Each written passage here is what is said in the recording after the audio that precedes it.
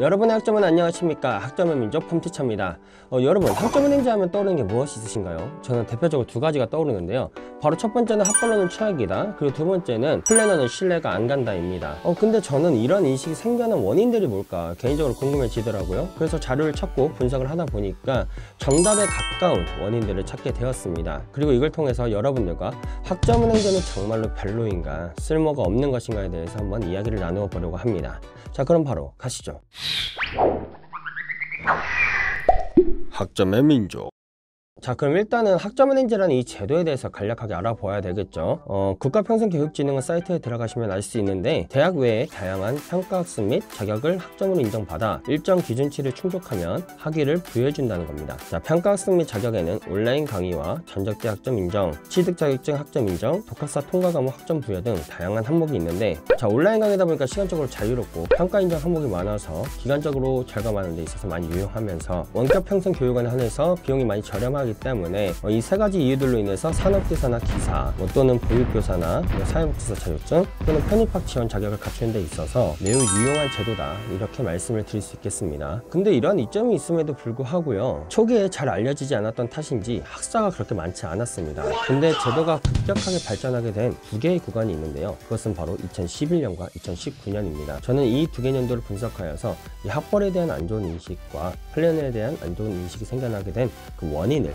바로 알려드려보고자 합니다. 먼저 2011년 학사 등록이 좀 급증하게 된 시기에 대해서 자료를 찾다 보니까 어떤 자료를 찾게 되었습니다. 이 자료 먼저 한번 보실까요? 자, 이 자료는 한국교육통계연구센터의 2009년 대학 졸업자의 전공별 취업 현황인데요. 많은 전공들을 제치고 복지 분야가 1위를 한 걸 볼 수 있습니다. 자, 대학생들의 진학 및 취업 수는 그 당시 사회에 어떤 산업이 좀 활성화되었는가, 그것을 증명할 수 있는 지표라고 생각을 하는데요. 즉, 우리는 그 당시에 대한민국의 이 사회가 고령화 사회로 가고 있다는 것을 인지하고 있었고요. 그로 인해서 복지 분야의 산업의 취업 및 창업이 원활히 이루어지고 있던 시기다, 이렇게 분석을 할 수 있습니다. 자, 근데 이를 하려고 보니까 사회복지사 3급 이상의 자격증이 필요한 거예요.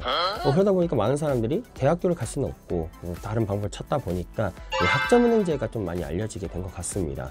그러다 보니까 학사 등록이 많이 이루어졌던 시기가 아니었나, 그렇게 결론을 내보면서 더불어서 그 이면에는요, 아무래도 이 학점은행제를 이용하는 사람들이 일반 대학에서 진학해가지고 이제 공부를 하는 학사들보다는 수준이 좀 많이 떨어졌을 거예요.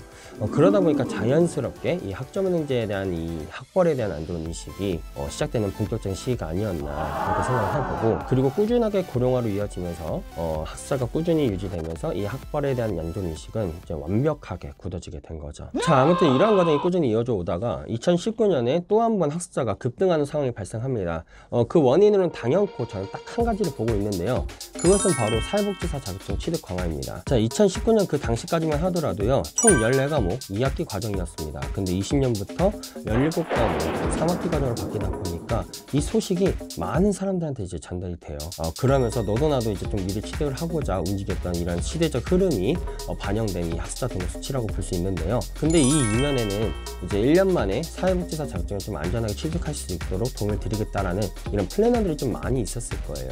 근데 일부 플래너들이 좀 관리를 소홀히 했겠죠. 그러다 보니까 이 플래너들에 대한 안 좋은 인식이 좀 심해지기 시작한 시기다, 이렇게 생각을 할 수 있고, 추가로 20년에 보시면은 학사학위 취득자가 10,000명이나 증가를 합니다. 한 2018년부터인가요? 국내 대형 학원들이 좀 이 편입을 알리고자 굉장히 많은 노력을 합니다. 그 결과 제가 준비한 자료를 보시면 아시겠지만 전년 대비 지원자가 꽤 많이 늘어나신 걸 볼 수 있을 겁니다. 자, 이렇게 시장이 커지다 보니까 학생들이 합격에 유리한 좀 다양한 방법들을 찾아봤을 겁니다.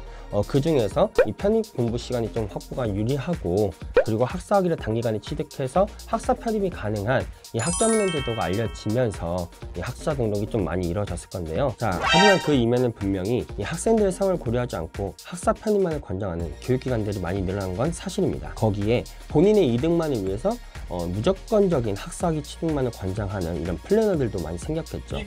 그러다 보니까 2019년부터 안 좋아졌던 이 플래너에 대한 인식이 더욱 안 좋아져서 현재까지 이르는 이런 상황이 발생되지 않았나, 저는 그렇게 생각을 해봅니다. 화면 전환 중.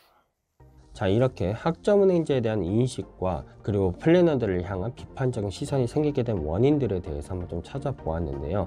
정답은 아닙니다. 어디까지나 제 주관적인 의견이라는 거 꼭 참고하시길 바라고, 모든 플래너가 그렇게 악질 플래너는 아닙니다. 학생들을 위한 플래너도 많다는 점 기억하시길 바라면서, 주변의 시선 따위 어떻게 됐든 간에 본인의 목적을 위해서 진행을 하시고자 한다면 선택에 집중하는 여러분들이 되시길 바라면서, 추가적으로 궁금하신 내용이 있으시다면 우측 상단의 네임카드나 아래 댓글에 남겨주시면 제가 연락드려 이제 상담 진행 도와드리도록 하겠습니다.